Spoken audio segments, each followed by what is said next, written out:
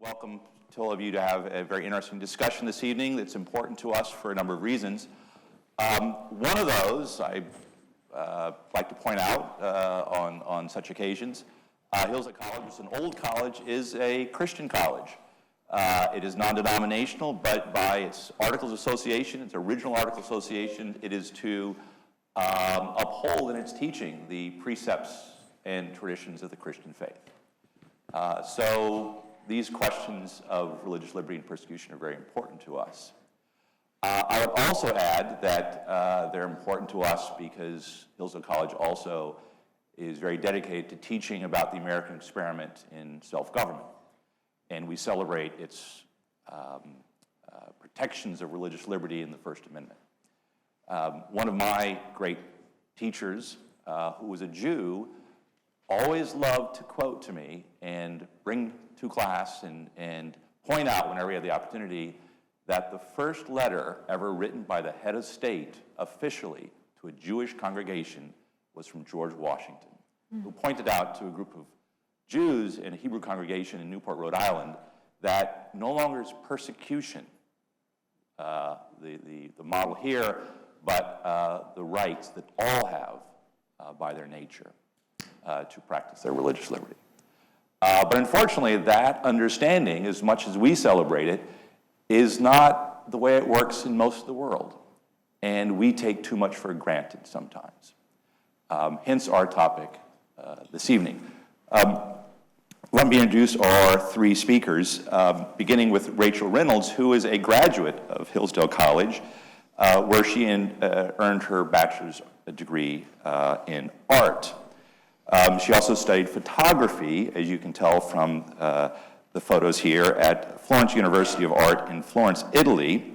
And she took a part in the Philos Leadership Institute's summer program in 2018. And she traveled to Israel and Jordan and learned something about what it was like to be a Christian in the Middle East. And the result of that, these photographs and her book, Terror and Hope, Christians of the Middle East, which we've made available to all of you outside, is the result of that. And she's going to tell us about that journey and her experience. Then we're joined by Juliana Taimoorazy. Yes, correct. Thank you. I just want to make sure I had that right. Who's a senior fellow at the Philos Project and founder and president of the Iraqi Christian Relief Council. Hopefully she'll tell a little bit about her own story. She was smuggled out of Iran in 1989 to avoid religious persecution. And she came to America as a refugee and eventually earned her master's degree from Northeastern Illinois University. And she now does a lot of TV and writing to promote the cause of and provide aid to the Assyrian Christians throughout the world. She's also the president of the Iraqi Christian Relief Council. I think I mentioned that. And then lastly, a dear friend of mine, Shay, who's the director of Center for Religious Freedom at the Hudson Institute. This is a topic she has written about and thought about and worked on for a long time. She's a graduate of Smith College and American University Washington College of Law. And she has been appointed by the U.S. House of Representatives to the commission, as commissioner of the U.S. Commission on International Religious Freedom, 7 terms. So this is something she knows quite about. She's authored several books, including Silenced: How Apostasy and Blasphemy Codes Are Choking Freedom Worldwide, and most recently, Persecuted: The Global Assault on Christians. So this is a fabulous group of individuals who can speak to this very directly. And I first especially welcome Rachael here to speak to us this evening. Hi, thank you all for coming. I just first want to thank the college as an alumna of a school that supports its alumni in such earnest ways. I really am grateful for being here. I'd like to share with you first my faith journey in coming into advocacy work. Coming into Hillsdale, I was an atheist. I knew nothing about religion. And sitting in Dr. Brad Berzer's classes and the softball team Bible study was how I came to faith. So Hillsdale played a super integral part in that journey. 3 years ago, I got an email as a student at Hillsdale to go on a trip with 40 of my peers to Israel. And we spent 10 days with Passages Israel, exploring the Holy Land. And it was my really first experience understanding that there's a culture outside the United States, which I think far too many people fail to realize. And I don't know if I hadn't have gone on that trip that I ever really would have solidified my views on the topic. Since that trip, I returned to the Middle East as a fellow and photographer for Passages Israel. And it's kind of an introductory experience where you kind of graze the areas that we're going to talk about tonight. So that was a very first stepping stone. Last spring, I found out I was chosen out of a huge pool of applicants to go on the exclusive Philos Leadership Institute. I was kind of a out-of-the-grain applicant, being an art major, and I took a shot at it and got in. So very grateful for that. And they took a chance on me as an artist. I spent 2 weeks diving deep into these issues as they stand today, looking back at that history. So the people that I've met in many situations on that trip, it was daunting to me. I was able to visit Zaatari refugee camp, where I saw how the Syrians coming out of the Civil War experiencing their life and how it's affected them. We spent a night under the stars in the Negev, and we had dinner with a Bedouin family. But the most impactful experience on that trip was sitting and listening to these Iraqi Christians talk about their stories and how they were persecuted by ISIS and ultimately fleeing their homes. They aren't given refugee status by the UN, which in consequence does not allow them to have work permits or obtain health care, as they are not able to raise their own money. We had just come from Israel, where thousands of Christians leave peacefully and are not inhibited from practicing those basic human rights. So I saw a hard line, and that hard line was the Jordanian border into the rest of the Middle East. And while the people in Israel are able to practice freely, I just didn't understand why 150 miles can make such a drastic difference in the quality of life for those people. So last spring, when I was on this journey of finding out that I was going on the trip, I thought about how I, as an artist, can contribute to this cause. Past experiences with Passages, I really had seen the issue, felt empathetic, but what could I, as someone who was freshly out of college, moving across the country for a teaching job, what could I do to impact them? And I knew that I had to use my photography. That was something that was so close to me, and I knew that impacted people in different ways. So as we sat and listened to these people tell their stories, I felt a plan just rush over me. I couldn't tell exactly what that meant, but I knew that I had to take captivating portraits of these people. One of the best pieces of advice I received while I was at Hillsdale was from Professor Barbara Bushy. She told me that I, as a human made in the image of God, have a responsibility to create. And that is something that, until a few months ago, when I shot her a text and told her that how much that impacted me, I didn't realize that that is something that I can leave a legacy in. So it is in his image. This is what this cause is for, and that's my responsibility. So what better way to advocate for these persecuted people than use them as a gateway into the souls and the tribulations of these people that are pictured? I had to somehow use that God-given creative ability. So moving forward, I sat in this incredibly hot room, and at the front we had each of the families come in with a translator and Juliana, and I leaned into her and said, hey, can I take these people into another room and take portraits of them? Now keep in mind, these people didn't speak English. I know 4 Arabic words. So how was I going to get them to break down their walls, right? And that was something that came to me with no problem. I sat and communicated with these people how I've never communicated with another human being. And it was holding their hands and looking into their eyes and really just watching those walls tumble and spill out onto those images. Baraz, who you've seen out in the reception area, she held my hand and she sobbed, pleading for help with her 2 siblings that she's unable to help financially, or I saw her light up as she spoke of her church choir, and I saw that hope, and that really kind of triggered this hope initiative. Moran, he is pictured on this side here. He was excited that someone just wanted to come and help, and he actually asked if we could take a picture together, which inevitably made me sit there and sob. Kama was so broken, he could barely look at me without breaking down. And so me as someone who grew up in Southeast Michigan, that's not something outside of Flint that I really saw, right? That's something totally new. The last people that really made an impact was at a family of a 3-year-old named Berta. She had been diagnosed with leukemia. I had a childhood friend who also had the same diagnosis. But they had fled from ISIS. They were watching their daughter die, and there was not a thing that father could do about it. And how could I sit there as someone who attended some place like Hillsdale College? I'm a privileged white person in America. How could I not help them? That's just something that I couldn't settle with.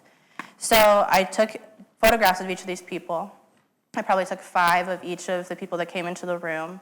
And when Berta's father and her sister were sitting there, Berta was too ill to travel. I took one. That's the father. Yep, so this is the father and her little sister. I saw the fear in his eyes and, just the ultimate sadness in hers. How am I going to save my kid?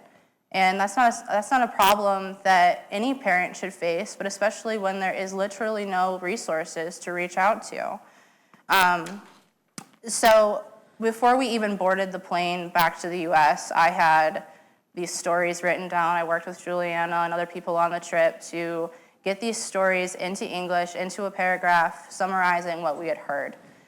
We put together this narrative through photos and words of what's going on over there. Mm-hmm. So today that project is called Terror and Hope, Christians of the Middle East. We've published a book, and thanks to the Kirby Center, they're all available to you to pick up outside. They're also available on Amazon, and all the prints are for sale.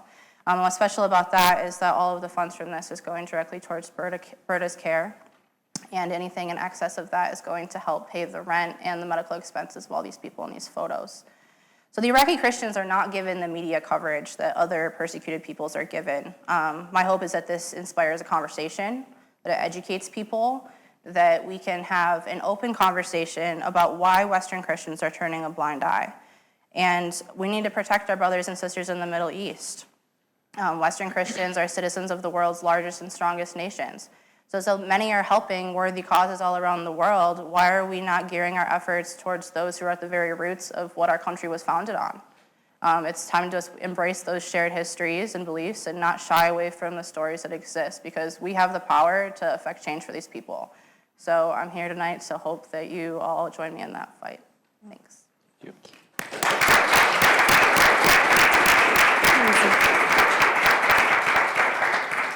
Yeah. As Rachael talks, my heart literally is pounding in my chest because I am the granddaughter of a genocide survivor.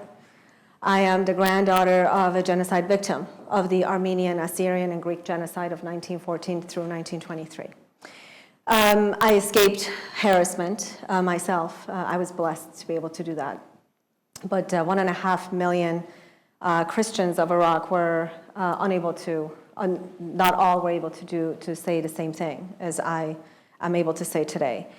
I lived as a displaced person in Iran because we were trying to find a smuggler to smuggle me out. I was taken out of school for 2 years. Finally, one of the smugglers came and said, I will marry her, I will convert her to Islam, I will destroy her Christian paperwork, and I will deliver her to her brother. My brother at the time was living in Germany.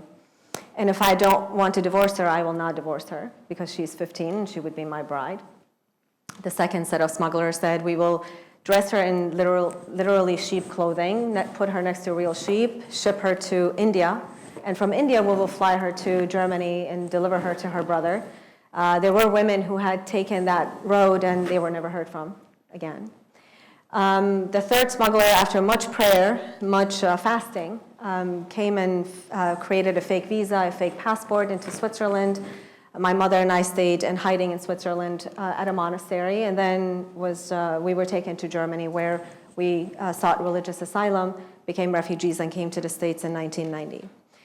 Somebody asked me today, how many hours a week do you spend on this cause? And I said, how many hours do you spend working? I said, this is not work for me. This is breathing. As though you would ask how many hours of a day you breathe, truly. I do this work for the greater glory of God, to honor the 8 family members that were killed in the hands of extremists, of my own family members. And I do this to keep the cradle of Christianity strong in the Middle East. The Christians of Iraq, ethnically, are Assyrians. Many of you have heard of the Assyrian Empire from the Old Testament. Those who've converted to Catholicism are called Chaldean. Many of you have heard of the Chaldean people, the Syriac people. And we've converted to Christianity for 2,000 years. We became Christians through St. Thomas the Apostle. So the Assyrians, the Chaldeans, and Syriacs of Iraq, although they've been victimized for 2,000 years under different regimes, under different faith groups that came through, especially Islam, but they're resilient people. So one message I'd like for you to take away with you is not just to look at this people's group as victims, but they're resilient people. And that is a term that I want you to take with you, but I need your hearts to break for these people, because they, at the point of death, are refusing to renounce Christ. Out of 1.5 million Iraqi Christians, today we have barely 200,000 left. The rest of them have fled. Many have been killed. There are 60 Assyrian, Chaldean, Syriac women that are still in the hands of ISIS today. And this is unfolding in front of our eyes. My friends, the news has vibrated since 2003, since the invasion or liberation of Iraq, however you want to look at that, in our back pockets. And we've turned a blind eye to this. So when you speak, and I'm so grateful to Hillsdale and Kirby Center for opening the door, and I'm so grateful to every one of you that have come here, that have taken the time to listen to the plight of these people. And you are going to do, I know you will do something about this. It is through your prayer, it is through your financial sacrifice, it is through your spreading the word and educating others about their plight. I'm grateful because you're honoring my great-grandmother that was killed by the Kurds, her sister that was beheaded by the Kurds. It was her other sister that was sold in sex slavery. So this atrocity touches real life people. They're not just numbers on the other side of the world. So in specific, we have 17,000 Iraqi Christians that are living in Jordan. We have 25,000 living in Turkey. We have about 4,000 or 5,000 in Lebanon. As you said, this does not make the news. The UNHCR does not give refugee status to these persecuted people. It refuses to. It continuously says to them, there's a backlog. Everything is going to the Syrian Muslims, everything. We went to the Zaatari camp. I've been to Zaatari camp 6 times. And when we walk through the Zaatari camp, we see the banners of these Christian organizations that give umpteen amount of money to their Syrian refugees, the Syrian Muslim refugees. And then we go to the Christians that have nothing. There have been multiple cases that they're physically they had to be amputated because they didn't have money for simple diseases like, although critical, but simple diseases like diabetes, like heart disease, blood pressure. It doesn't cost that much money for us in America to help these people to at least live with dignity. These 17,000 people, we've been to Jordan so many times, we've met hundreds of families. The cost of living is high for them because they're unable to work. They don't have the permit to work. The government of Jordan, although we're grateful to them that they've given them housing, or they've given them shelter rather, they're not helping them. UN does not give them 1 penny. Caritas gives very little. It actually was providing education, but as of 2018, 2019, Caritas, when we were there, has refused to give funding for school. So if we can make that change, my sister here, you have a loud voice. Please, let's do something about that, really. But for example, I'll tell you, it costs $250 for rent for these people to at least have peace of mind. $250 for us in America may not be that much, but it makes a difference in these people's lives. When we were there, one of the women who has 4 kids, We asked her, where is your bed? She was sleeping on the floor. She said, I sold my bed for 25 Jordanian dollars, which is about $32, $33, just so I can hold my, in good faith to show my landlord, I'm trying to raise the money for you. We came back to the States. I was here at the ministerial in July. She called me frantically, crying, saying, I'm behind 2 months. Can you please help me? The landlord is here. So we spoke to the landlord. We said, we're coming back to Jordan. We're going to bring 3 months' worth of rent for this family. Just let her stay. Let her kids stay. Her child had not eaten. She was 6 months old. She didn't have baby milk. For 2 nights, she slept hungry. These are not just a number, my friends. The cost of living per family of 4 to 5, 6 people is about $1,000. With medicine, with food, with electricity, with water bill. And these homes are not great homes. Many of them are roach infested. They're in terrible, terrible conditions. Berta, we talked about Berta. Berta has an incurable disease. And she was, as Rachel said, she was unable to come at that very hot day in that very hot room. So her father and Christina, her sister, came. And her father kept on saying, Christina cries every day saying, will I be able to see my baby sister grow up? Her medicine is about $500 a month. And the proceeds from the books, thank you so much, I'm so grateful, will go to Berta to give some relief to that father. These people, my friends, when they escaped Iraq, it was at the moment's notice when ISIS came. On many occasions, church bells rang to let them know that ISIS, the enemy, is coming.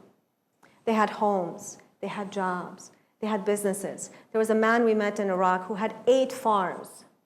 He was living in a shipping container when myself and Philos went in 2016, February. He was crying, a grown man was crying, much like Kamal. Is Kamal somewhere? Where's Kamal? He was crying, he was saying, I was a CFO, I was an assistant to the CEO of it, this insurance company in the Gulf countries. And look, I have nothing. I have 2 adult handicapped kids. How am I going to, and he was old. And he privately said to me, I'm probably going to die at someone's doorstep. After all these years of working, I have nothing left. Every one of you are able to make a difference. When my mother escaped the Bolsheviks, because my grandfather escaped on foot to Russia from northern Iran in 1914 when he was 12 years old.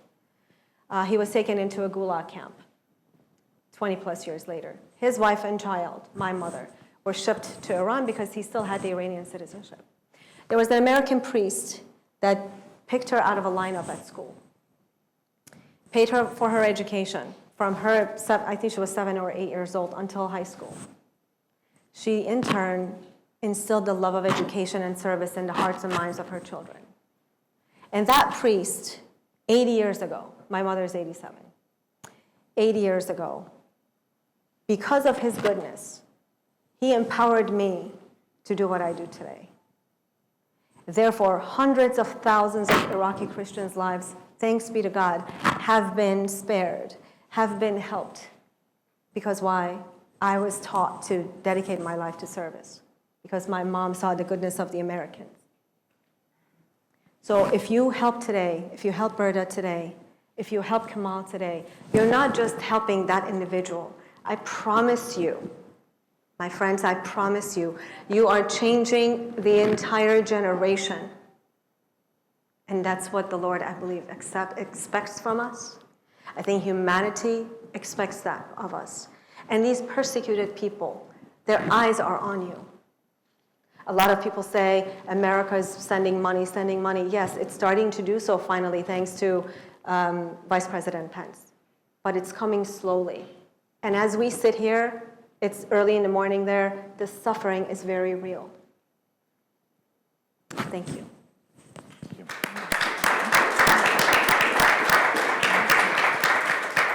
Thank you, Matthew. Very grateful to you and Hillsdale for holding this forum and for inviting me. And it's a great honor for me to join these 2 women who have given their own personal testimony. The United States is extremely unique in the world for its value on religious freedom. In the 17th century, we all just celebrated Thanksgiving, thought about the Pilgrims. 17th century, they came for religious freedom, and many have come since then, legions. Juliana's family, I know some of the people here also escaped for religious persecution in their homelands, and their families, their forefathers did. In the 18th century, as Matthew said, we adopted the First Amendment. And the first clause of this First Amendment is so important. Its wording is unique. Congress shall make no law respecting an establishment of religion or prohibiting the free exercise thereof. This is completely different from the approach taken by many, many other countries, including in the West. They talk about ensuring religious freedom. The problem with that formulation is that it immediately sets off a discussion about what is religion. What is a religious group? That leads to registration, and then that leads to regulation, and eventually suppression, sometimes very quickly. So you see in France today, people being tied up in knots on whether to ban burkinis. In Canada, the Supreme Court this summer just validated stripping the accreditation of a Christian law school because they were Christian. So the United States is unique. And as Juliana said, the people of the world, the persecuted of the world, really do look at the United States for help. In the 20th century, in fact, 20 years ago this fall, in 1998, Congress and the United States adopted the International Religious Freedom Act. And this act institutionalizes U.S. protection or defense of those who are persecuted and institutionalizes it within our foreign policy apparatus. There is an ambassador at large in the State Department, ambassador at large for religious freedom. It's Sam Brownback, former governor of Kansas, former senator before that. And he is now our ambassador. Goes around the world observing trials of persecuted people like Pastor Brunson in Turkey, or going to visit the refugees in the Rohingya camps, going to Iraq, going to the camps there, speaking about this. And then they produce an annual report, which is still the gold standard for really finding out about cataloging, documenting the persecution around the world, country by country, in every country of the world. Also establishing this act, the U.S. Commission on International Religious Freedom, of which I was a commissioner for 12 years, and that commission makes recommendations. Often they're ignored by the State Department, by the administration, but there's someone, again, visiting foreign countries, talking about, documenting, thinking about these issues. It's very, very important.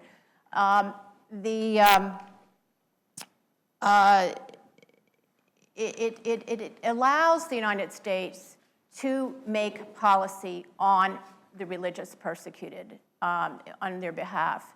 And Juliana both Rachael and Juliana were speaking about Iraq and the persecution of Christians and Yazidis. These are two major non-Muslim groups that ISIS targeted in northern Iraq. With the Christians, there was no church left open, no priest operating, and no intact Christian community after ISIS took control 4 years ago. About 7,000 Yazidis were killed, 6,000 were enslaved, 3,000 remain in sexual slavery from the Yazidi community, which is a non-Christian religion. The Christians also were targeted with sexual enslavement. There were scores of women taken. Some of them have been freed since then, some haven't. There have been stories of women who saw their husbands crucified to the front door of their homes. They're told by ISIS to die like Jesus. They lost everything they had. This was called a genocide after an enormous campaign by all of us, Juliana and me and others in this town were campaigned very hard to get this officially designated as a genocide by the US government, which we did in 2016. ISIS came in 2014, so this was 2 years later. And the reason why we did this was we wanted to press for policies to help these people, because the other half of this genocide was not only that ISIS came in and destroyed these communities, pushed them out, they ran for their lives, and destroyed their villages, towns, homes, businesses,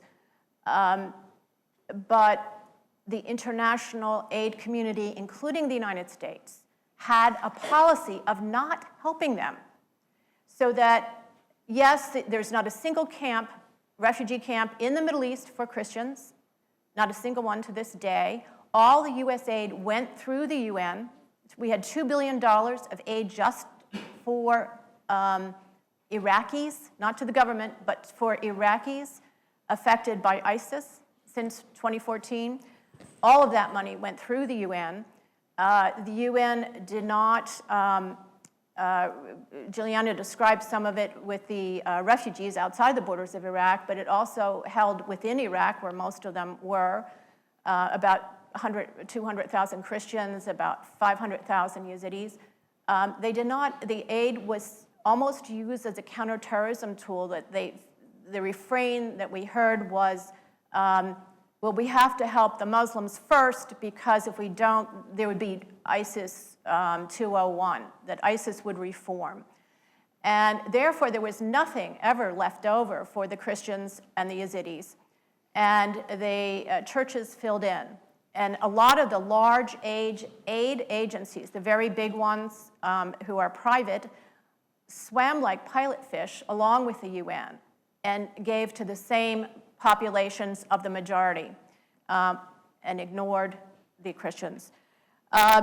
Yes, we brought this to the attention of the Trump administration, and in October last year, Vice President Pence promised that we would start giving aid directly to these targeted religious minorities, the Christians and the Yazidis of Nineveh in Iraq. But nothing happened. No changes were made. There was no implementation of this articulated policy. So we had to put the campaign on again, gear it up again, put pressure, prove it, go on TV, show the pictures, write the op-eds, get the petitions rolling. And finally, after an interagency coordinator was appointed in September and sent to Iraq, the money has started to flow to these communities. So I'm happy to say that this is a success that has come out of our system and out of our policies. It may be too late. I understand that there are, privately, the patriarchs in Iraq say that there are no more than 100,000 Christians left. In 2003, there was 1.4 million Christians in Iraq. So it may not be enough. It may be too little, too late. But I think that there will be some who are determined to stay and have nowhere else to go, who can really get back on their feet with this help. Again, the UN has not changed its policy, but the US has and is making a difference now. And I saw the list of projects and towns, and Juliana, you'll be happy to know that there is documentation now on this. We just got it 2 weeks ago, and so I'm optimistic about that. But there are the largest population of Christians left in the Middle East is in Egypt. I just returned from there last month. And you may have seen that there was a pilgrim bus attacked, and cops were murdered on their way to a monastery site just last month. This is the second time this has been hit in the last year, this particular pilgrimage site. And there are two persecutors in Egypt. There's ISIS, and you all probably remember that iconic scene of the cops, the 21 cops in orange jumpsuits on a beach with ISIS beheading them. They were Coptic Christians. Cop means Egypt in ancient Greek. They're the original Christians indigenous to Egypt. They trace their faith to St. Mark, the apostle. In fact, their cathedral is called St. Mark's, and I went there, and Rachel, I can tell you how powerful photographs are, and I'm so thankful for your project. I was very moved when I went to St. Mark's, and the church there had the photographs of a couple dozen women and girls who had been blown up in that church a year ago, and actually it was 2 years ago now. And it was just so jarring to see these modern faces, these photographs of modern faces with the crown of martyrdom that the church had placed on each of their heads, row after row. So they were martyred in December 2016 when that church was bombed. So that's one source of the persecution in Egypt. It seems like President Sisi is trying to do something about that, trying to protect them. There was a lot of security around the Cathedral of St. Mark's when I was there last month. He does military strikes against ISIS pockets whenever there is one of these attacks. There is also another source of persecution in Egypt, and that is the radicalized villagers, the neighbors of the Christians. And they will attack churches. 500 churches have been attacked in the last 5 years in Egypt. And there is no justice served in those cases, even though everybody knows who did it. There are people killed and no one is punished. There is no reparation. There is no protection for these villagers. We have very good relations with Egypt. The U.S. needs to be speaking out and really pressing President Sisi to do more. Do you want me to stop now? Why don't we take a break? Because I could go on about Saudi Arabia, Iran. I mean, there's all sorts of, there's no end. But I do want to just say that we can do a lot. Speaking up does a lot. Using our leverage of aid, of trade opportunities, all of this is defense. All of this gives us a tremendous amount of leverage if we prioritize this. Thank you.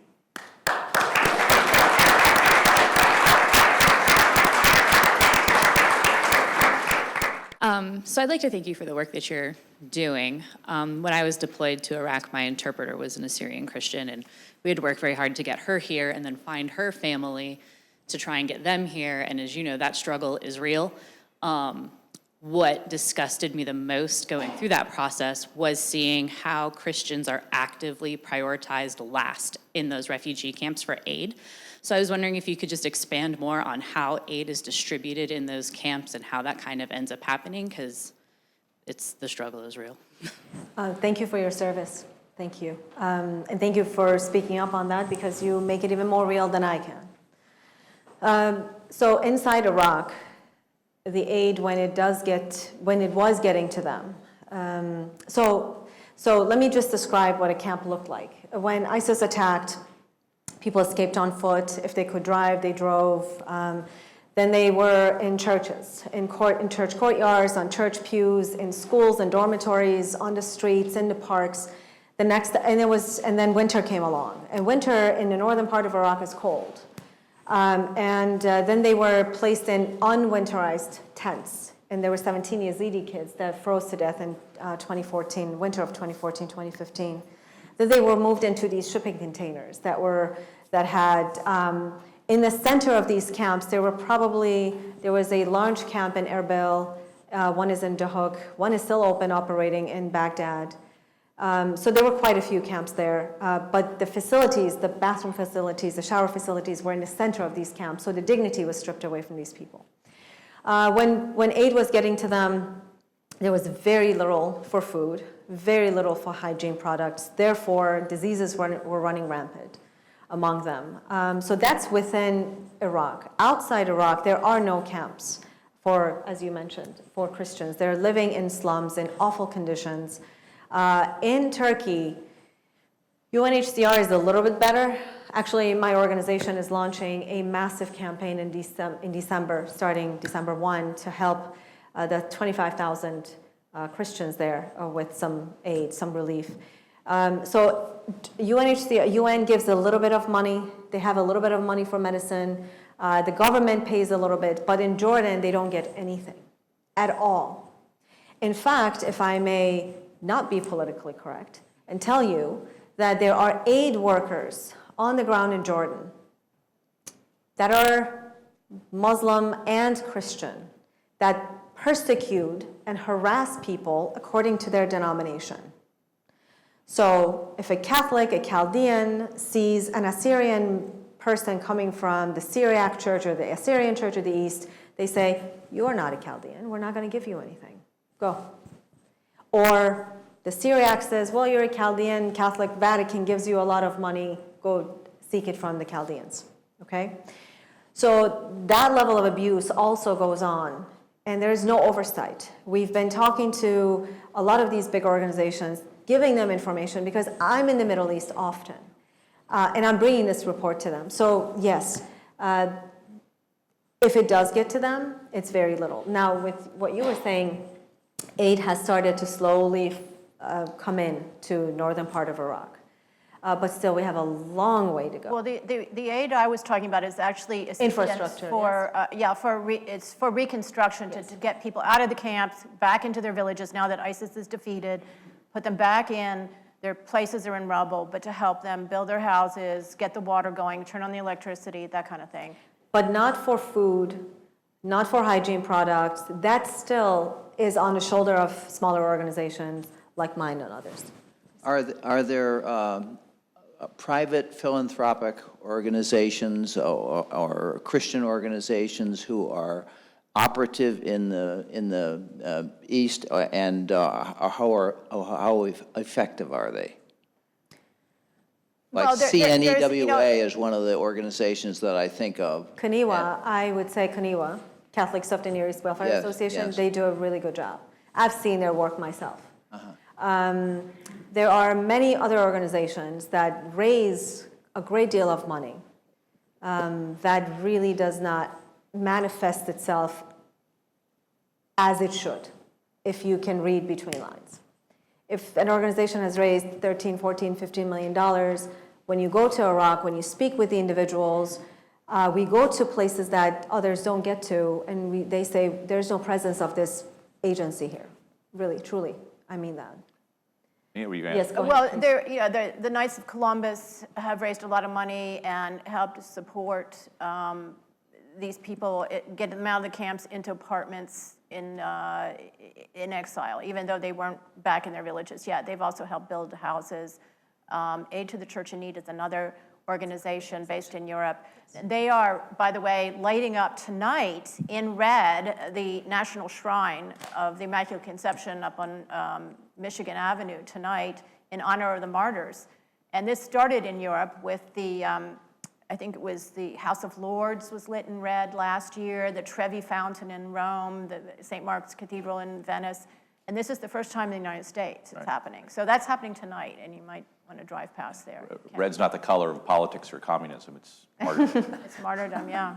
As far as I know, the largest Christian community today in the Middle East is in Syria.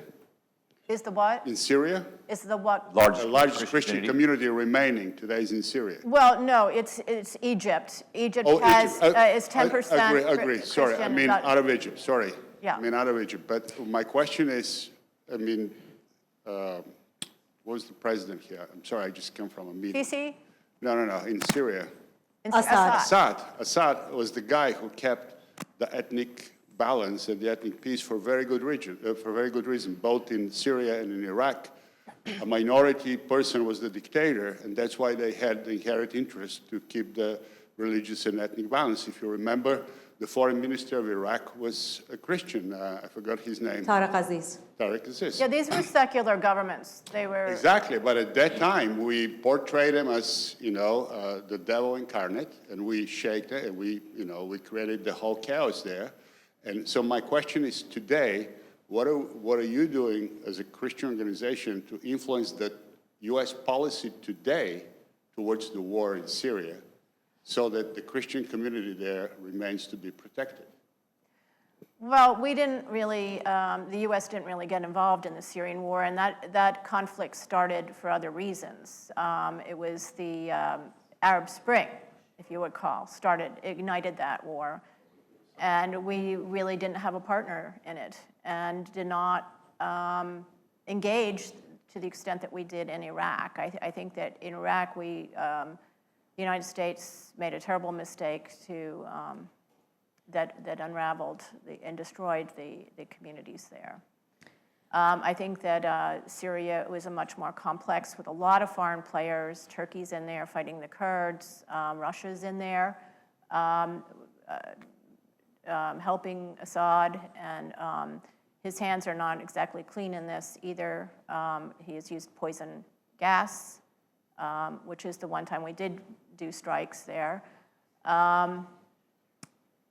But it's I think, very reductive and simplistic to say that we upturned Syria.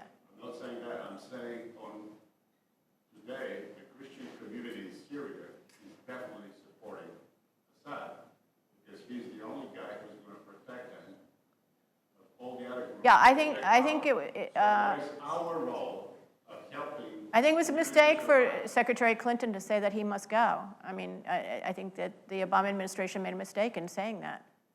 And it hasn't happened, and we've backed off of it. Way in the back. On that note, Assad, whatever he may have been before, if he survives, which it seems highly likely now, will have done so largely with the backing of Hezbollah and Iran. How do you think that will affect his behavior? I can't possibly imagine it's going to be for the better. Syria is probably one of our hardest foreign policy challenges. It's a catastrophe. What is it? Half the country is displaced. 500,000 or more million dead. It's a catastrophe in every way: humanitarian, geopolitically.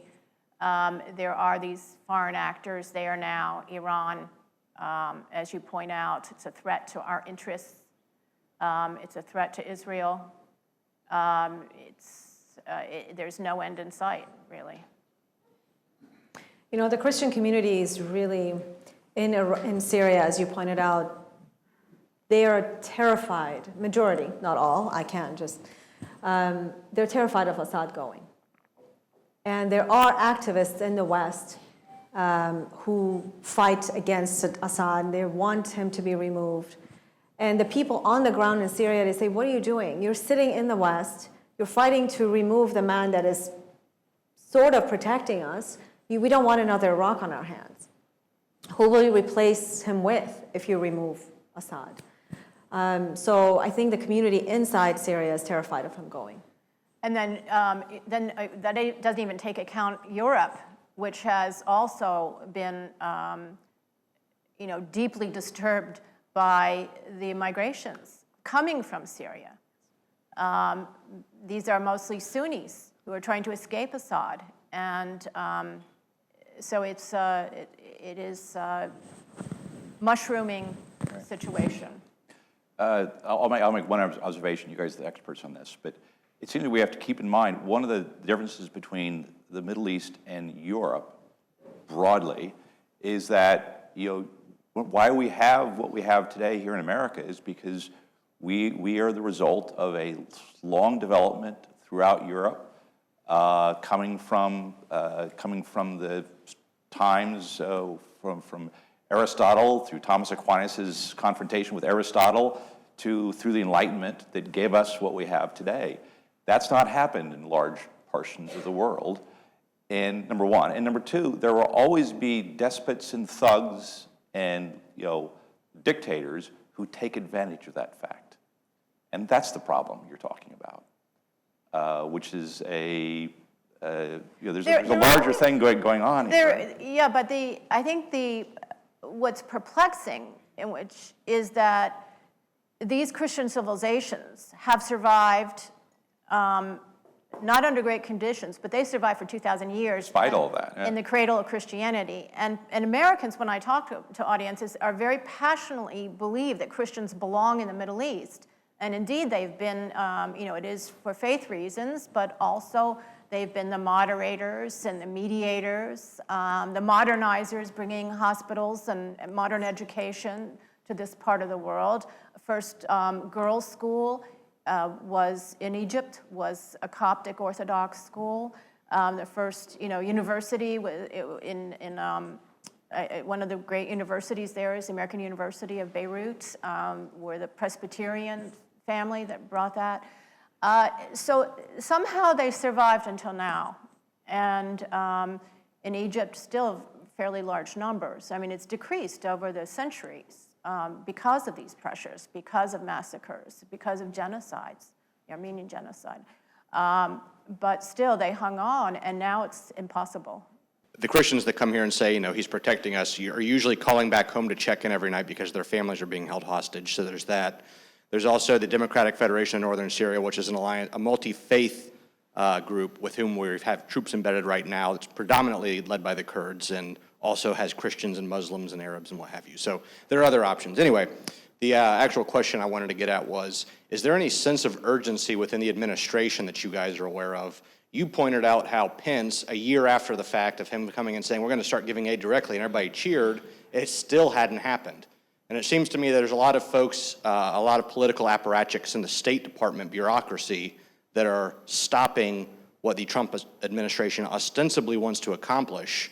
And we're sitting here, it's basically the fault of two Republican administrations, including the Obama administration as well, that we're watching Christianity extinguish in the Middle East while we just kind of sit around and we say we want to do something, but then you have the Trump administration not cleaning house in the State Department and not getting people what they need. I'm wondering if there's a sense of urgency that is felt by people in leadership positions in the administration that recognize this and have a sense of urgency about fixing it.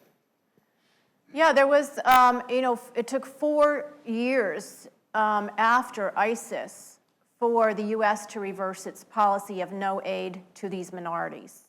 It took 4 years after ISIS. That's a very long time to be living in these shipping containers and, in churches. And a lot left. 100,000 or more, several 100,000, I think, Christians left from Iraq in that period. After the vice president realized the problem, it was less than a year after he was in office, in October 17. It took another year for them to figure it out. And part of it, and I saw it up close, was resistance from within the bureaucracies of USAID and the State Department, yes. And inexperience by the new appointees. And it took, and I think a great model going forward with our aid programs is to do what they ultimately did in September, which is put a political appointee who's dedicated and on board with the policy and the program on the ground overseeing and troubleshooting the problems.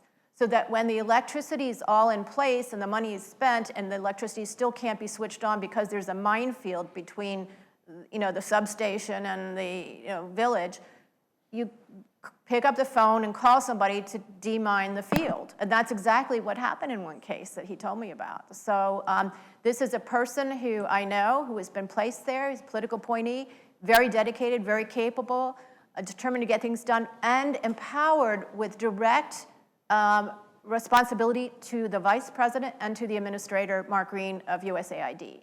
But it took a full year for them to figure it out and to make that appointment. And I think we as Middle Eastern, as I'm not from Iraq, my ancestors are from Iraq, but sometimes just en masse I say we Iraqi Christians, just to put that disclaimer out there.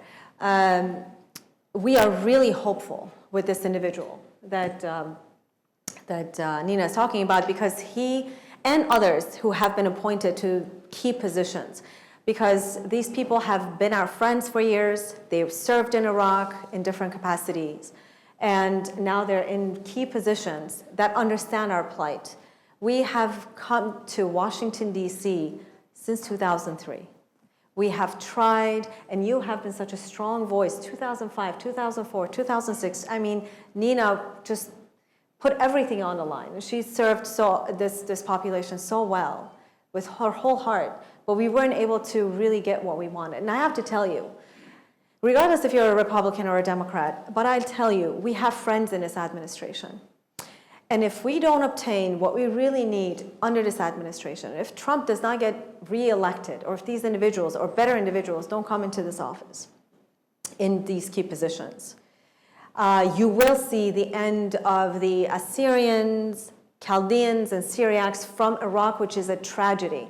When ISIS attacked the Mosul Museum and the city of Numrud, and they defaced the 4,000-year-old Lamassu, which is the winged bull, that's my heritage. They're breaking my back. I can survive as a Christian in the East, in the West, but it is my heritage and my history. I'm indigenous to Iraq, and that's what ISIS was trying to do. It's defaced and destroyed my monuments there, but we have hope that this administration, people like Nina, understand our plight, and if we don't get what we want now, and potentially if he's reelected, if people are reelected in this office next year, like Pence, for example, we will not be able to survive in Iraq. It's a real tragedy. Look, Inca and Mayans are gone as an organized entity, as an organized community. They've been gone. Maybe they're living 1,000 or in pockets. I'm an Assyrian, and I'm a Christian. I'm looking at death. I'm staring death in its eyes. I'm not being dramatic. When my grandkids come to the West, they're raised in the West, they don't speak Aramaic anymore. Our cuisine is not, our food is not going to continue. Our dances, our culture is a dying culture. I'm different than an Italian. An Italian can always go to Italy. An Irish can always go to Ireland, take their grandkids and say, this is where you come from. Nineveh, my spiritual home, my ancestral home, is in peril. And this is why every one of you can become an educator of your friends and family members to really step up and do something about this. It's not just a mere Christian issue. It's a civilization, it's a heritage issue as well. If I might add to that too. Last comment. We really this stems down the whole system. This is the third event I've shown my work at, and I've had countless people come up to me, oh, we're praying for this issue. Oh, we're thinking of you. Your book's great, your photos are great. And it's all in words. There's not been a single action. I've had a couple of Hillsdale professors donate. Beyond that, I've not received a single large donation nor help for this project. And that cultivates down to what are we doing in our society? I teach high school in Arizona. I was able to present this similar narrative to all of my high schoolers, and I had an 8th grader approach me on Thursday and tell me that he and his little siblings are setting up a lemonade stand raising money for Berta. That's the kind of impact that we can make with things like this, and it needs to start earlier, because President Trump can talk and talk and talk until we actually have policy that's taking action. That's great, but what are we all, there's 300 million of us in this country. We all can do something. And I think it's time we all start doing it. Thank you, and I'd like to thank all three of you, especially for your witness and for your work and what you've done. And I encourage everyone to get a copy of Terror and Hope. They're outside. And continue to have our conversation and ask other questions. And thank you all for coming.